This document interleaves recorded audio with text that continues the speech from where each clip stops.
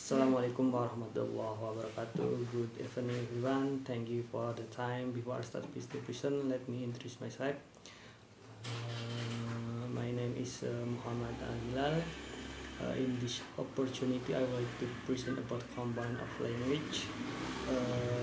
There are five component of language, namely phonology, morphology, syntax, semantic, and pragmatic. First, I will explain to you about phonology. Phonology study and use of individual sound unit in a language and the rule by which they are combined and recombined to create large language unit. Phoneme are the unit of sound such as S or B. They do not convey meaning.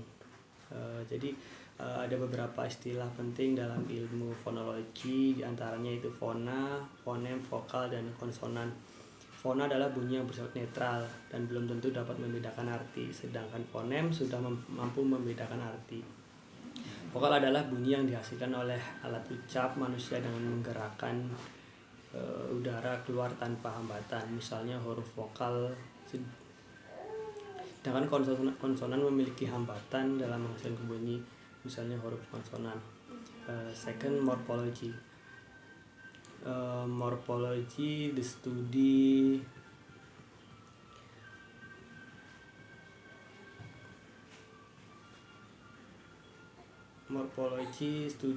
and use of morpheme, the small unit of language that have meaning. A morpheme is a group of sound that refer to a particular object, idea, or action. Morpheme misalnya dari suatu kata dasar lari, kita dapat membentuk kata lain yang berasal dari kata dasar tersebut, yaitu berlari, melarikan, dilarikan, dan lain sebagainya. Coba kita perhatikan bahwa makna dari kata-kata tersebut berbeda.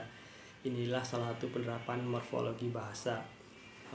Dalam morfologi terdapat istilah proses morfologi yang mempelajari tentang proses pembentukan kata. Ada beberapa proses dalam morfologi, diantaranya adalah penciptaan kata baru, peminjaman kata majemuk, dan afikasi. Contoh proses morfologi dengan penciptaan makna baru tanpa sadar sering kita lakukan ketika menyebut suatu produk dengan merek yang sudah terkenal, misalnya menamai semua jenis air mineral dengan sebutan aqua dan lain sebagainya.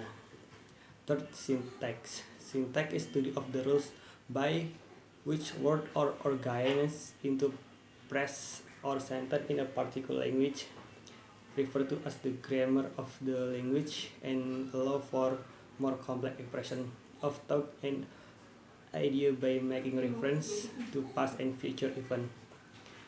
Fourth, semantic. The largest meaning common of language.